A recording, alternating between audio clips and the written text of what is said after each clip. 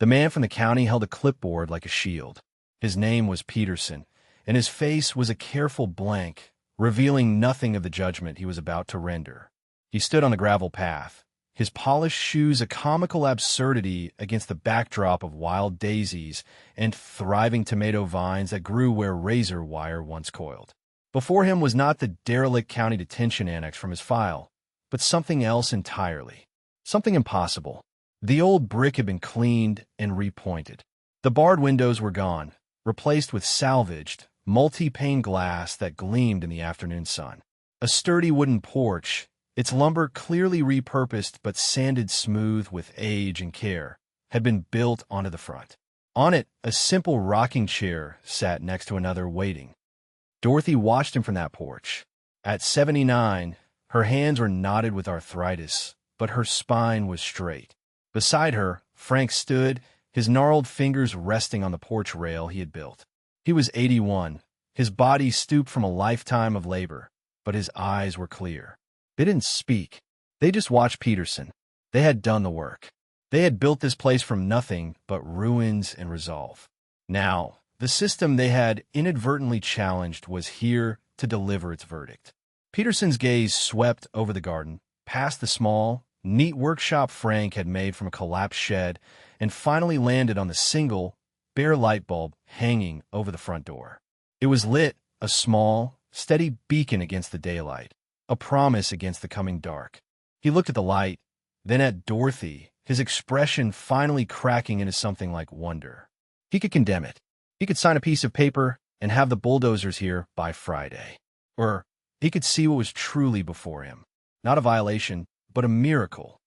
But to understand the weight of that moment, to grasp the sheer, defiant miracle of that lit bulb over the door of a forgotten jail, you have to go back.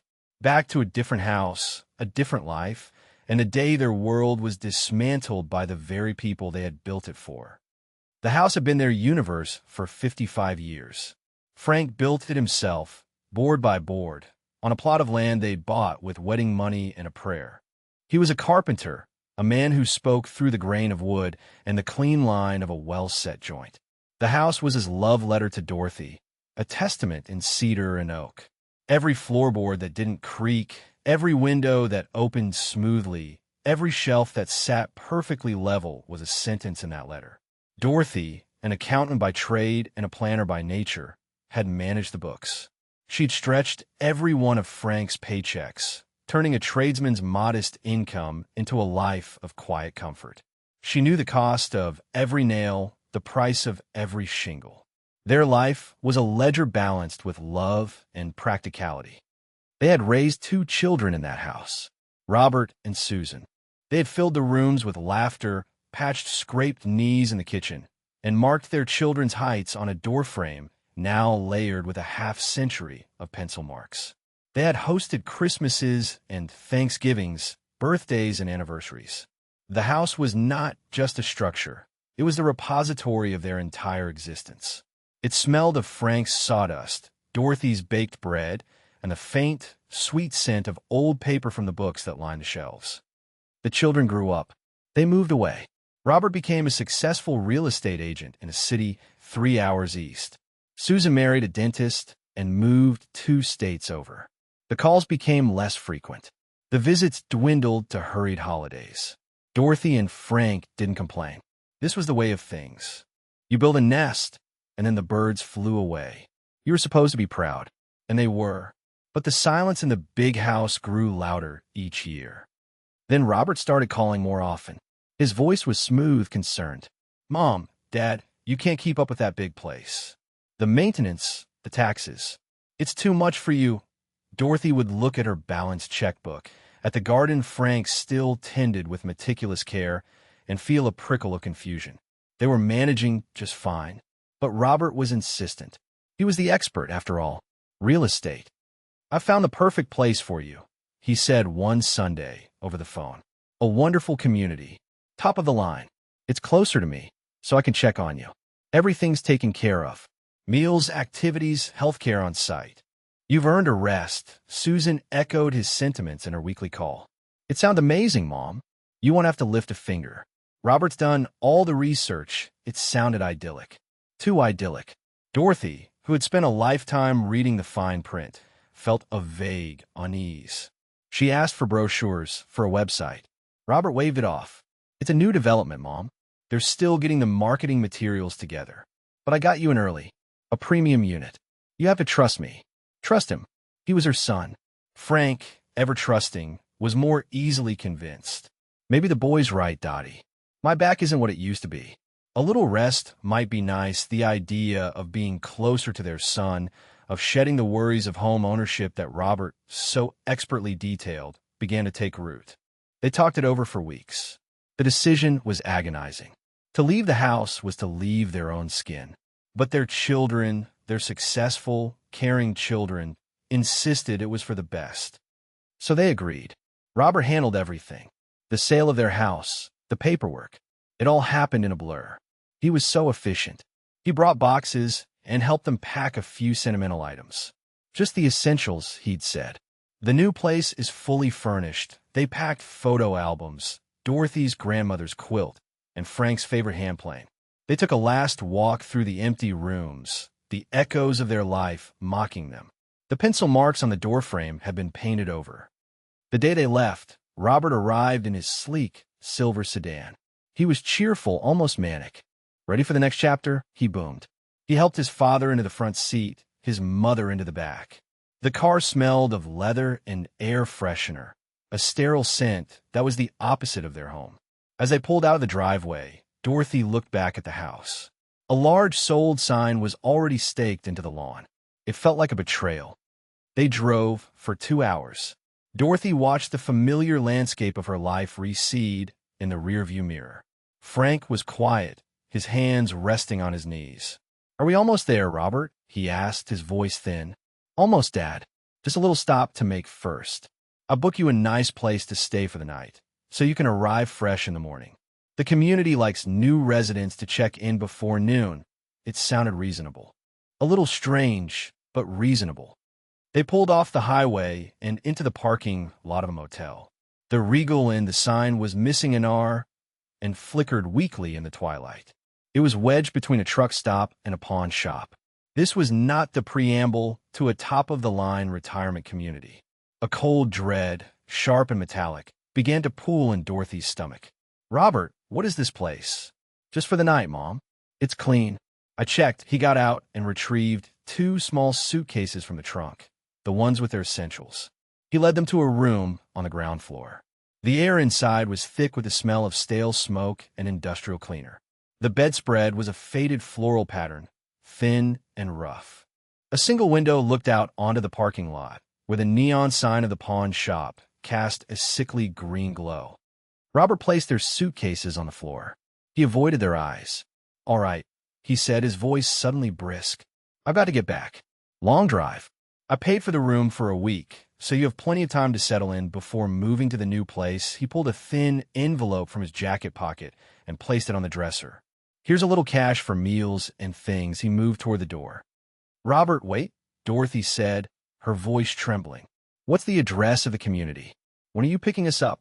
He paused at the door, his hand on the knob. He finally looked at them, and his face was a mask of strained patience. "I'll call you, Mom. I'll call you with all the details tomorrow. My phone's about to die. Get some rest." And then he was gone. The door clicked shut, the sound echoing in the small, grim room. Dorothy stood frozen. Frank sank onto the edge of the bed, the springs groaning in protest. They listened to the sound of Robert's car starting, the crunch of tires on gravel, and then the fading hum as he drove away, back toward the highway, back toward the life they had given him. Dorothy walked to the window and watched until his taillights disappeared completely. She knew, in that moment, with a certainty that was as cold and hard as the cinder block wall, she knew. He wasn't coming back. There was no community. There was no new chapter. This was the end of the book. The first 24 hours were a state of suspended disbelief. They didn't speak of it. Frank sat on the bed, staring at the patterned carpet, his shoulders slumped in a way Dorothy had never seen. She methodically unpacked their 2 small suitcases, folding their few clothes and placing them in the rickety dresser drawer. An act of normalcy in a world that had just tilted off its axis.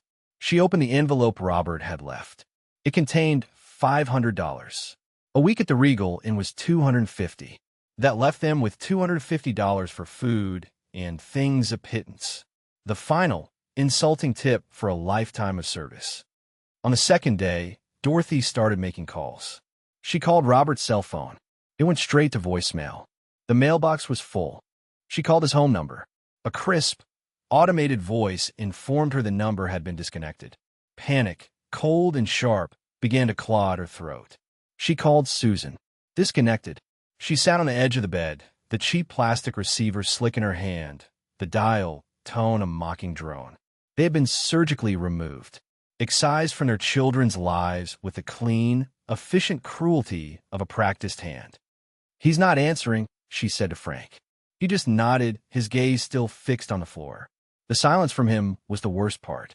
Frank was a man of action, of solutions.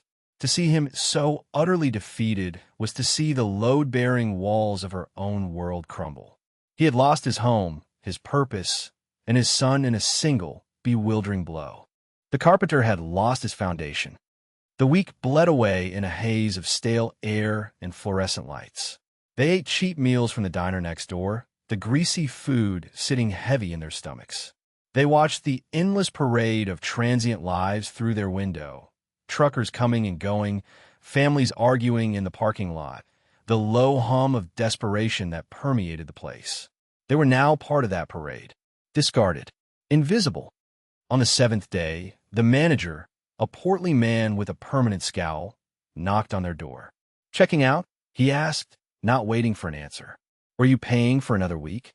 Dorothy looked at the $300 left in her purse. She paid him, her hand shaking slightly as she handed over the crumpled bills. Another week. They had bought another 7 days of irrelevance.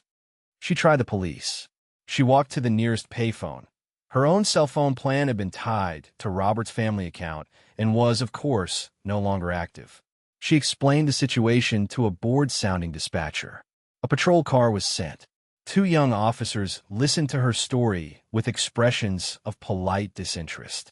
"So, your son sold your house and left you at a motel," one of them summarized, his pen hovering over his notepad. "Did he have power of attorney?" "Yes," Dorothy admitted. "We gave it to him to handle the sale," the officer sighed. "Ma'am, it sounds like he did what you authorized him to do. As for him leaving you here, it's not a crime to not call your parents. This is a family matter. There's nothing we can do." They handed her a pamphlet for Adult Protective Services and left. A family matter. Her family had ceased to exist. The system, the official world of rules and protection, had no category for what had been done to them. It was a private, personal demolition. 2 more weeks passed. The $500 was gone. The motel bill was due again. Their Social Security checks wouldn't arrive for another 10 days. They were out of money, out of time. That night, they packed their 2 small suitcases again. They walked out of the Regal Inn, past the scowling manager, and got into their 20-year-old sedan. The car was the last piece of their old life. Frank drove them to a nearby park and found a secluded spot. He turned off the engine. The silence was absolute. They were homeless. The word was an absurdity. They had worked their entire lives. They had owned a home, paid their taxes, raised a family. They had done everything right. And this was the result. A cold car in a dark park. Dorothy leaned her head against the cool glass of the passenger window and wept. Not for the house, not for the money, but for the profound, bottomless cruelty of it. To be thrown away, like garbage. Frank reached over and took her hand. His was rough and calloused, but it was trembling. It was the first time he had initiated contact since they'd left the house. In the darkness of the car, surrounded by the wreckage of their lives, they were finally, truly, just the 2 of them again. Survival became a series of small, humiliating calculations. They used public restrooms at the library and gas stations. They ate day-old sandwiches from a sympathetic bakery owner who saw the quiet dignity in Dorothy's eyes and didn't ask questions. During the day, they would go to the public library. It was warm, clean, and anonymous. Frank would read newspapers, losing himself in the box scores and political cartoons, a ghost of his former self. Dorothy, however, began to work. She sat at a public computer terminal, the sticky keys and slow connection a frustrating obstacle, and she did what she had always done. She researched. She planned. She looked for a way out. She filled out applications for senior housing, her heart sinking with each one. The waiting lists were years long. She looked for jobs. 79-year-old bookkeeper seeking position. The words looked pathetic even to her. There had to be something, some loophole, some forgotten corner of the world where they could fit. Her searches became more and more desperate. She scrolled through county websites, looking at social services, public aid, anything. One afternoon, clicking through the county clerk's arcane website, she found a link buried at the bottom of a page. Public auction of surplus county property. She clicked it. The list was mostly old office furniture, seized vehicles, and plots of land nobody wanted. And then she saw it. Lot 7B. Description: former county detention annex, 1 acre. Structure sold as is. Minimum bid, $100. There was a single, blurry, black and white photo. It showed a small, squat brick building, almost completely obscured by overgrown trees and vines. The windows were boarded over. A chain-link fence, topped with rusted wire, sagged around the perimeter. It looked like a tomb, a forgotten mistake. Most people would have clicked away instantly. But Dorothy stared at the image. She saw the neglect, the decay. But she also saw brick. She saw a roof. She saw walls. Her mind, the mind of a bookkeeper, started to calculate. A $1 bid. There would be fees, of course. A processing fee, a title fee, back taxes. She clicked through the labyrinth of regulations and tax codes. She added it all up on a scrap of paper. The total came to $8.47. An idea, wild and utterly insane, sparked in the darkness of her despair. It was a terrible idea, a foolish, desperate grasp at a splinter of hope. But it was an idea. It was a plan. That evening, in the car, she showed the printout to Frank. He held the flimsy piece of paper in his hands, squinting at the grainy photo in the dim light of a street lamp. "It's a jail, Dottie," he said, his voice flat. It was not a question. It was a statement of fact, a dismissal. "It's a building, Frank," she replied, her voice quiet but firm. "It has walls. It has a roof. The county can't sell something that's about to fall down completely. The foundation must be sound. It's a jail," he repeated, as if the word itself was a curse. People were locked up in there. "It's a place of misery. We're living in a car, Frank," she said, the words sharp. "We are currently in a place of misery. This place has potential. You're a carpenter. You see rot, but you also see the good wood underneath. Look again." He stared at the picture for a long time. She could see the conflict in his eyes, the exhaustion warring with the faintest flicker of his old self, the builder, the problem solver. He saw the overgrown mess, the boarded windows, the aura of abandonment. But he also saw the straight lines of the brickwork. He saw the solid, unyielding shape of the structure. It was ugly, it was grim, but it was there. It was solid. "It's still standing," Dorothy whispered, pressing her small advantage. "After all those years of neglect, it's still standing." That was the phrase that broke through his despair. Still standing. It was a motto for them, for their marriage, for their entire lives. They had weathered storms, illnesses, and heartbreaks. They were still here, battered, bruised, but still standing. He looked from the picture to his wife's face, illuminated by the dashboard lights. He saw the fierce hope in her eyes, a hope he thought had been extinguished forever. He saw the planner, the partner, the woman who had always found a way. He slowly folded the paper and handed it back to her. "I'm driving you," he said. The county auction was held in a stuffy, windowless room in the basement of the courthouse. It was attended by a handful of professional vultures, small-time developers, and scrap dealers looking for a quick profit. Dorothy and Frank, in their clean but worn clothes, were invisible. They sat in the back, Dorothy clutching her purse, which contained the last of their cash, a $10 bill and some change. When Lot 7B came up, the auctioneer announced it with a bored sigh. "Next up, the old detention annex. We'll open the bidding at $1, a man in a cheap suit snickered. "You'd have to pay me to take that dump," he said to his companion. The auctioneer looked around the room. "Do I have $1?" Dorothy's hand shot up. It was so sudden and small that the auctioneer almost missed it. "I have $1 from the lady in the back." "Do I have two?" The room was silent. The developers weren't interested. The scrappers knew the cost of demolition would be more than the salvage value. The auctioneer waited. Going once, going twice, he looked directly at Dorothy, a flicker of something, pity, amusement, in his eyes. "Sold. To the lady in the back for $1. Dorothy walked to the front desk on trembling legs. She handed over her $10 bill to the clerk, who meticulously counted out her change after adding the fees. $8.47. She was given a receipt and a thick packet of paperwork. She was now the owner of a jail. The drive out to the property was silent. They followed the directions provided by the clerk, turning off the main road onto a cracked and weed-choked lane. After a quarter-mile, they saw it. The photograph hadn't done it justice. It was worse. The acre of land was a jungle of thorny bushes and poison ivy. The chain-link fence was mostly collapsed, and the building itself, it looked wounded. The brick was stained with decades of grime. The steel door was rusted half open, hanging from a single hinge. Frank stopped the car. They got out. The air was thick with the smell of damp earth and decay. A crow cawed from a dead tree overhead. This was not a place of potential. This was a place of endings.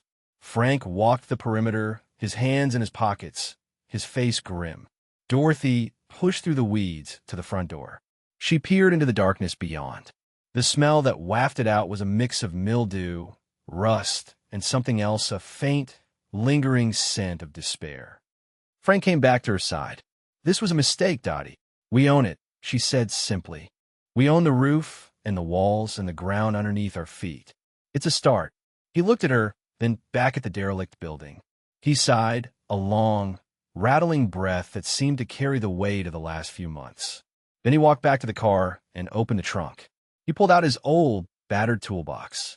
It held the few tools he hadn't sold, the ones that felt like extensions of his own hands: a hammer, a pry bar, a handsaw, a level. He walked to the rusted door and, with a grunt, wedged the pry bar into the gap. He put his shoulder into it.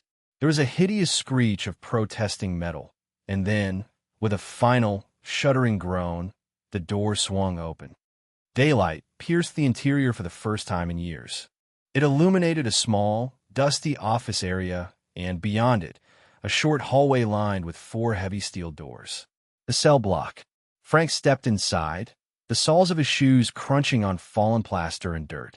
Dorothy followed. The air was cold, even on a warm day, but the building was solid. The concrete floor was cracked, but intact. The brick walls were sound. Frank ran his hand over the brick, his calloused fingers reading it like Braille. He looked at the ceiling, at the thick wooden beams above. He walked over to one of the boarded-up windows and began to pry at the planks. He worked with a grim, silent determination. It was the first time Dorothy had seen him truly move with purpose since they'd lost their home. This was his language. The language of work, of building, of fixing what was broken. As he tore the boards away, letting shafts of dusty sunlight into the gloom, Dorothy began her own work. She took a small notepad and a pen from her purse. She started making a list. Clean out debris.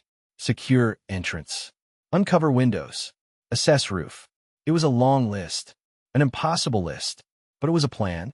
And for the first time in a very long time, they had a place to enact it. They spent the first week sleeping in the car, parked just inside the gate. Every morning, they would work until their bodies ached, and every evening they would fall into an exhausted sleep. Frank cleared the debris, hauling out mountains of trash, old furniture, and rusted metal. Dorothy swept and scrubbed, battling layers of grime that seemed fused to the concrete and steel. They discovered the building had rudimentary plumbing, a single toilet and sink in the office area, and after a day of frank wrestling with the ancient pipes, they had running water. It was brown at first, but it eventually ran clear. It felt like a miracle. Their biggest problem was resources. Their Social Security check arrived, a lifeline of a few $100s. But it wouldn't go far. They needed lumber, wiring, plumbing fixtures, tools. They needed everything. Dorothy budgeted every penny. She allocated $20 for supplies. It was a pittance, an insult to the scale of the task ahead. But it was what they had. They drove to the nearest town, a small, sleepy place called Harmony Creek. Its main street had a hardware store, a diner, and a church. They parked in front of Hobbs Hardware. An old-fashioned bell chimed as they entered. The store smelled of sawdust, oil, and fertilizer. A man who looked to be their age, with a shock of white hair and a flannel shirt, stood behind the counter. "Help you folks?" he asked, his voice a low grumble. Dorothy consulted her list. "We need a box of roofing nails, a roll of tar paper, and a new blade for a handsaw." The man, whose name tag read Earl, gathered the items, his movements slow and deliberate. He rang them up. $19.52. Dorothy counted out the money. As she did, Earl looked them over. He saw their old car through the front window. He saw the fatigue in their faces and the determination that lay beneath it. He was a man who had lived in this town his whole life. He knew everyone. He didn't know them. "Big project?" he asked, his tone carefully neutral. Frank, who rarely spoke to strangers, surprised Dorothy by answering. "Fixing up a place. Out on the old county road." Earl's eyebrows went up. "You mean the old jail?" Frank just nodded. Earl leaned on the counter, his curiosity piqued. "Heard someone bought that relic. Didn't figure they'd actually try to live in it. Place is a wreck." "The bones are good," Frank said quietly. It was the highest praise a carpenter could give. Earl studied Frank for a moment, a look of professional appraisal in his eyes. He saw the calluses on Frank's hands, the ingrained sawdust in the creases of his skin. He recognized a fellow tradesman. This wasn't some fool's errand. This was a project. "Well," Earl said, pushing their small bag of supplies across the counter. "Good luck with that." They turned to leave, but Earl's voice stopped them. "Hold on a minute." He walked out from behind the counter and led them to the back of the store. He pointed to a large, messy pile of lumber. "Tore down the old Jenkins barn last month. Most of it's junk, but there's some good, solid oak and pine in there. Weathered but strong. I was gonna haul it to the dump. Cost me money to do that." He looked at them, his expression unreadable. "You haul it, it's yours. Save me the trouble. Call it a disposal fee." Dorothy understood immediately. It wasn't charity. It was a transaction, an act of respect disguised as a business deal. It was a way for this proud, gruff man to help without wounding their own pride. Tears pricked at her eyes. "Thank you," she whispered. "Thank you very much, Mr. Hobbs." "Name's Earl," he grumbled, turning away to hide a faint blush. "Just get out of my yard before it rots." It took them 5 trips in their old sedan, the back seat and trunk loaded with heavy planks and beams, but they hauled every last piece of usable wood back to the jail. That lumber was a gift from the heavens. With it, Frank could finally start the real work. He began by patching the roof, his movements slow but sure as he navigated the treacherous, moss-covered surface. He used the tar paper and nails they'd bought, and salvaged tin from the collapsed shed, to seal the worst of the leaks. Then he started on the windows. He meticulously built new frames from the old barnwood, fitting them into the brick openings. For glass, they had no money. So, for now, he fitted them with heavy-duty plastic sheeting that Earl had found in his storeroom and given to them. It wasn't pretty, but it let in light and kept out the wind and rain. Inside, the transformation was slow but steady. They scrubbed the cells, removing decades of grime and despair. Frank used the pry bar to remove the heavy steel doors from 2 of the cells, leaving the doorways open. The first cell he converted into their bedroom. He built a simple, sturdy bed frame from the barnwood. Dorothy made a mattress out of old blankets and salvaged foam. The second cell became a makeshift kitchen. He built a counter and shelves. A small hot plate, a gift from Earl who claimed his wife had just bought a new one, became their stove. Word of the jail couple began to spread through Harmony Creek. People were curious. Some thought they were crazy. Others were intrigued.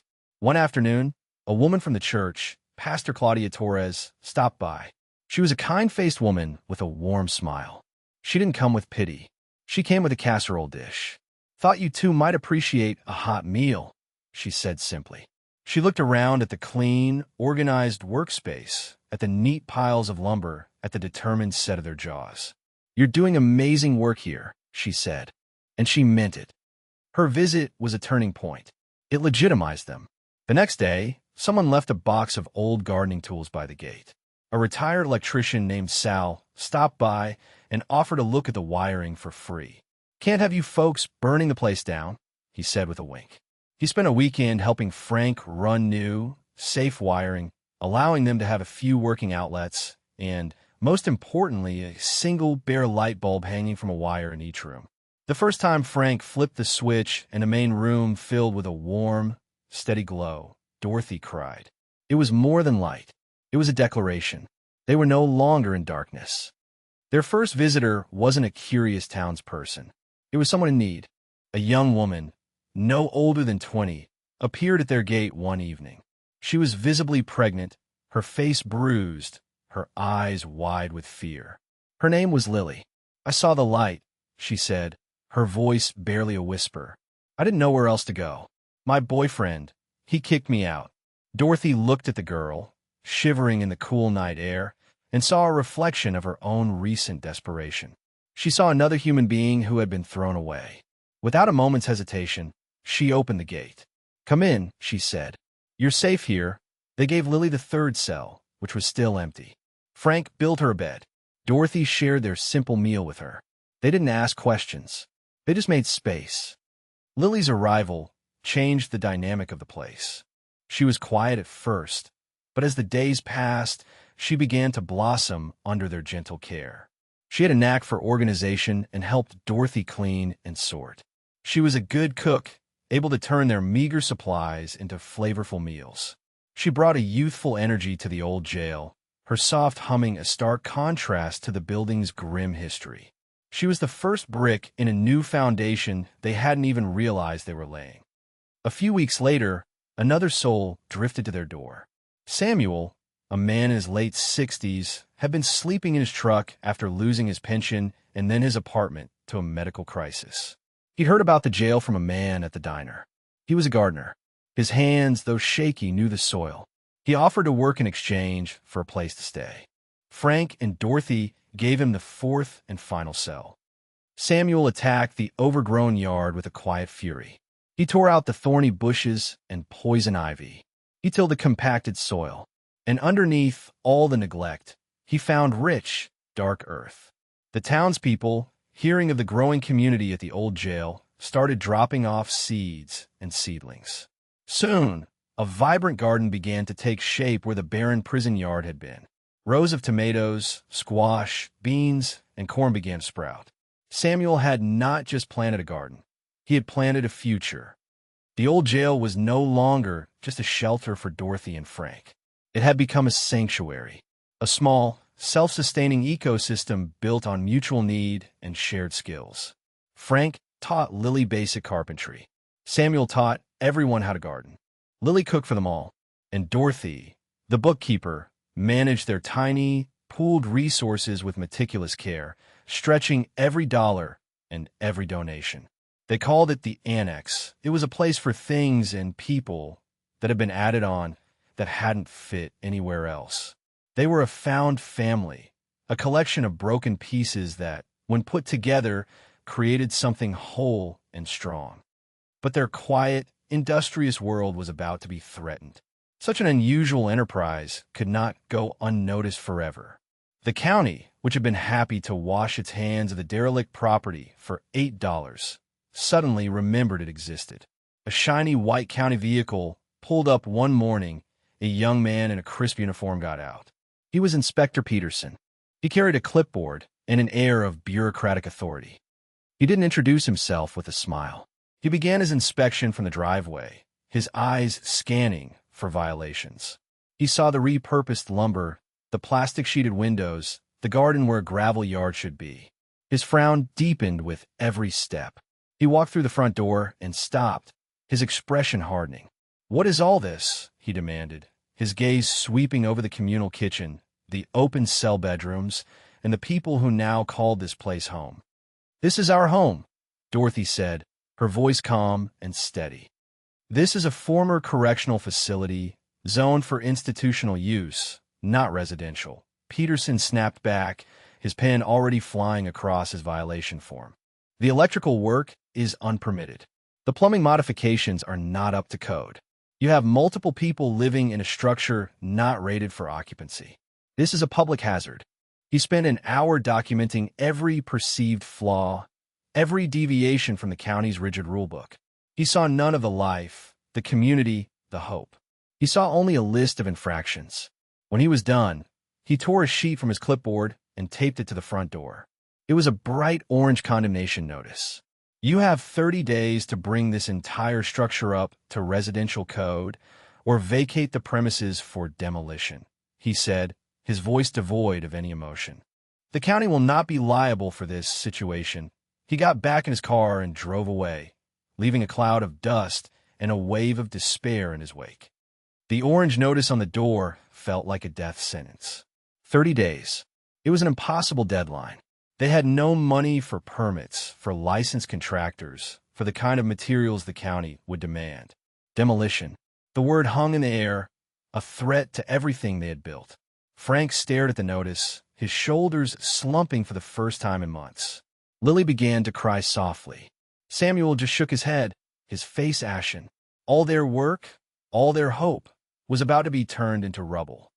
Dorothy, however, felt a familiar, cold fire ignite within her. She had been discarded once. She would not let it happen again. She took the notice off the door, folded it neatly, and placed it on the kitchen counter. He left his list, she said, her voice ringing with a resolve that startled them all. Now we know what we have to do. She looked at her small, broken family. We are not leaving. The news of the condemnation notice spread through Harmony Creek like a wildfire. Pastor Claudia was the first to arrive, her face a mask of indignation. This is an outrage, she declared. We will not let this happen. The next person to show up was Earl from the hardware store. He read the notice, his face growing red with anger. Up to code? That boy Peterson wouldn't know good craftsmanship if it bit him on the nose. This place is more solid than half the houses on Main Street. They were not alone. The community they had built was bigger than the four walls of the jail. It extended into the heart of the town. Earl put a jar on his counter with a sign that read, Annex Building Fund. Pastor Claudia organized a town meeting at the church. The story of the jail couple and their found family had become a local legend, a source of pride. The townspeople saw the annex not as a hazard, but as a solution. It was a place of grace in a world that often had none. The response was overwhelming. The building fund jar filled up. But more importantly, people offered their skills. Sal, the retired electrician, came back with a team of his old union buddies. We'll get you permitted and wired up to code so fast it'll make Peterson's head spin, he said with a grin. A retired plumber named Maria showed up to overhaul the plumbing. A crew of local roofers appeared one Saturday and replaced the patchwork roof with a new, professional one, donating both their labor and the materials. The annex was transformed into a bustling construction site. Frank, initially hesitant to accept so much help, was soon working alongside the other tradesmen, his expertise and quiet dignity earning their immediate respect. He was no longer a charity case. He was the site foreman, the lead carpenter on the project of his life. Dorothy, Lily, and Samuel organized the volunteers, providing them with water and sandwiches, keeping the work flowing smoothly. It was a symphony of community action, a barn-raising for the modern age. In the midst of this whirlwind of activity, just as hope was beginning to feel tangible again, a sleek, silver sedan pulled up to the gate. The same car. Dorothy's heart went cold. Robert got out. He looked different, thinner, more tired. His expensive suit was rumpled. He stared at the scene before him. The dozens of volunteers, the sounds of hammers and saws, the vibrant garden, with a look of utter disbelief. He saw his mother directing a group of volunteers and walked over to her, his face a mixture of anger and embarrassment. Mother? What in God's name is going on here? I saw an article online. Jailhouse Saints, is this some kind of joke? His voice was loud, accusatory. The nearby volunteers fell silent, watching. Dorothy faced her son. She felt no pain, no lingering affection, only a vast, cold distance. "Hello, Robert," she said, her voice level. "This is our home." "This is a circus," he hissed, his eyes darting around nervously. "You're making a spectacle of yourselves." "Of me? Do you have any idea how this looks?" He didn't ask if they were okay. He didn't apologize. He spoke only of appearances, of his own embarrassment. "I don't care how it looks, Robert," she said. "We are building a life here. With good people." He scoffed. "Good people? It's a collection of vagrants. I came to help. To get you out of this mess. I can get you into a proper state facility.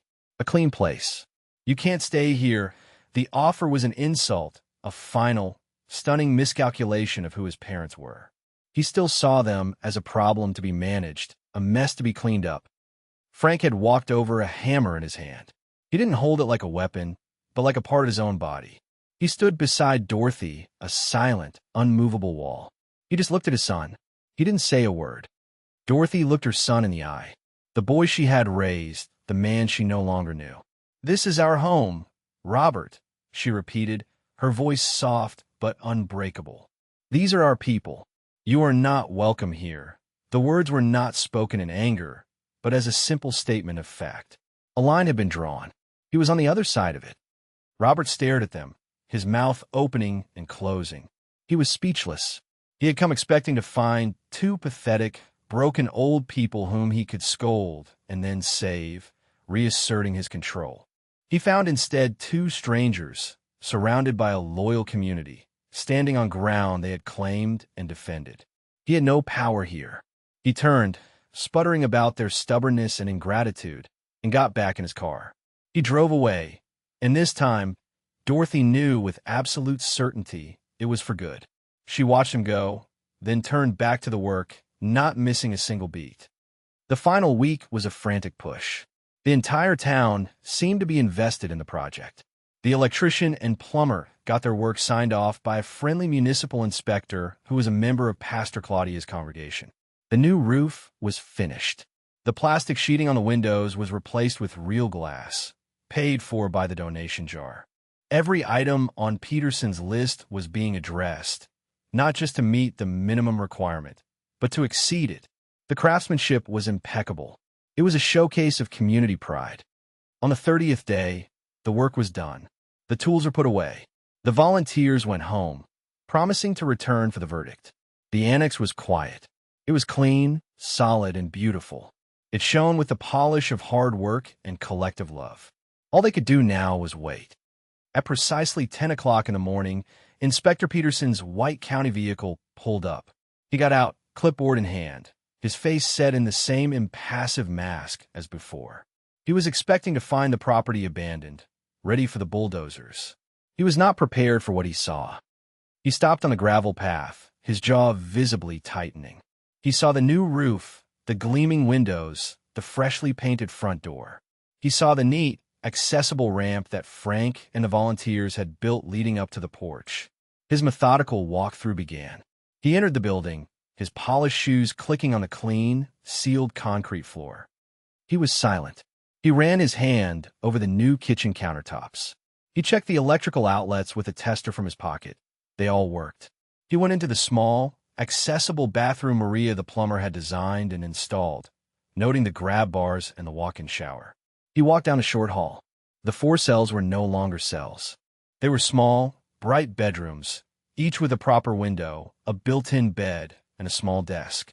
The steel doors were gone, replaced by simple wooden ones. He saw Lily, now only weeks from her due date, sitting in one of the rooms, folding baby clothes. He saw Samuel coming in from the garden, his arms full of fresh vegetables. He saw the warmth, the life, the undeniable sense of home that filled the space. He continued his inspection, checking every item on his list. New wiring. Check. Code-compliant plumbing.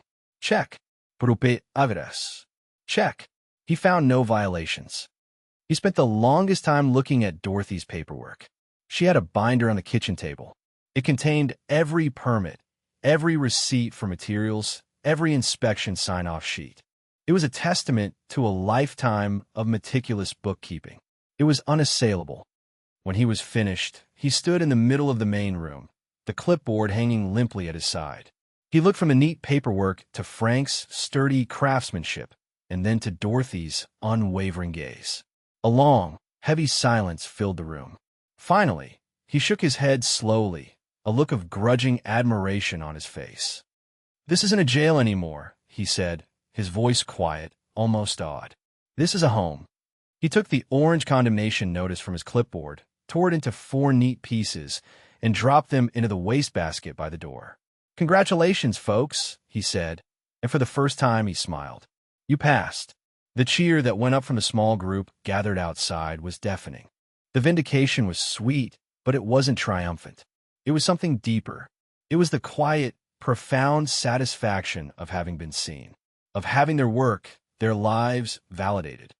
The local newspaper reporter, who had been following the story with keen interest, wrote a front-page feature. "Harmony Creek's jailhouse, Saints defy county, build a home." The story was picked up by a regional news network, and then it went viral. Letters and small donations began to arrive from all over the country, from people who had been touched by their story of resilience and community. The newfound attention brought one last, unexpected visitor. A rental car with an out-of-state plate pulled up one afternoon. A woman got out. It was Susan. She looked older than Dorothy remembered, her face etched with worry and shame. She approached the porch where Dorothy was sitting, her steps hesitant. She didn't offer excuses. She just started to cry. "I'm so sorry, Mom," she wept. "Robert, he convinced me it was for the best. He said you were failing, that you couldn't manage. I was weak. I listened to him. I haven't been able to sleep since. I'm so sorry." Dorothy looked at her daughter. She did not feel the cold distance she had felt with Robert. She felt a deep, weary sadness. She didn't offer false comfort or easy absolution. She just sat there and let her daughter weep. The apology, however late, was real. The remorse was genuine. The annex continued to grow, not in size but in spirit. They used the donations not for lavish improvements, but to create a sustainable future. They bought a large freezer to store the garden's bounty. They installed solar panels on the new roof, cutting their electricity costs to almost nothing. It became a true community hub, a place where people knew they could find a hot meal, a safe place to rest, and a non-judgmental ear. It was run not by Dorothy and Frank, but by a council of residents. Everyone had a voice. Everyone had a job. Lily gave birth to a healthy baby boy. She named him Franklin. The baby's laughter became the new soundtrack of the annex, washing away the last ghosts of its past. Samuel's garden expanded, and he began selling the surplus produce at the local farmer's market, providing a small but steady income for the community.